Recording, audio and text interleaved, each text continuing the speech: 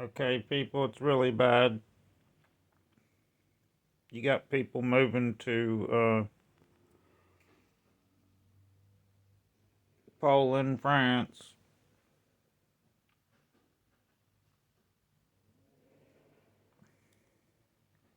Russia's coming in the sea there. Slovakia. Uh, Everybody's fleeing. There's 1.5 million people that have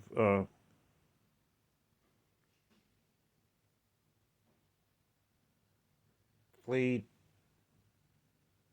evacuated.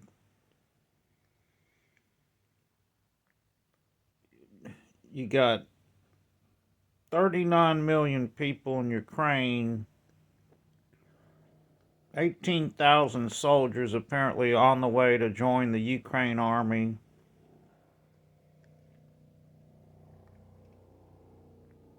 They shut the pipeline down. Two nuclear plants are on fire there. Putin's calling some no-fly zone, but Putin, man, you guys get in your jets and you fly out every day over an international no-fly zone. Hello. To turn around so you can get your target, so you can come back in. So I can't go with what that's NATO. Crime wars. Uh, there's been crime war violations. We got kids walking down the highway, no parents. They're out fighting. Kids walking to the border crying. Orphans. Kids. Um, and then all sorts of propaganda brainwashing where the Russian soldiers in the tanks thought that they were on an exercise. And the saddest one was the Russian soldier's mom was texting him and he was telling her, no, mom, that he had just found out that it was not an exercise, that they were in a war. And then just a couple texts later, he'd been shot dead. Uh, but they didn't know. They got out of their tanks. They thought it was like an exercise, and then the Ukrainian soldiers came up and shot them. Not good. There's all sorts of people that are trying to get on the trains to get out of Ukraine, but they can't because there's not enough room. And of course, everything's being bombed. Total genocide.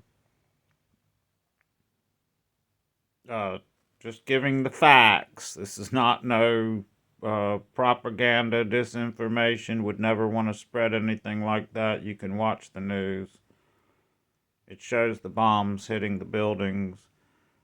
It shows the Stinger missile. There's a 40-mile long convoy. I don't know if that thing got going. Leave a comment. People hanging out in bomb shelters and train stations and buildings that were apparently a fallout shelter, but they don't look like they can really withstand it.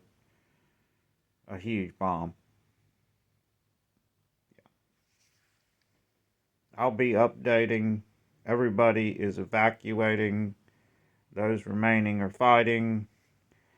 And it looks like a totally destroyed country with two nuclear plants that are on fire. And then you still got Chernobyl with one reactor capped, or reactor 4 capped, and the other 3 active.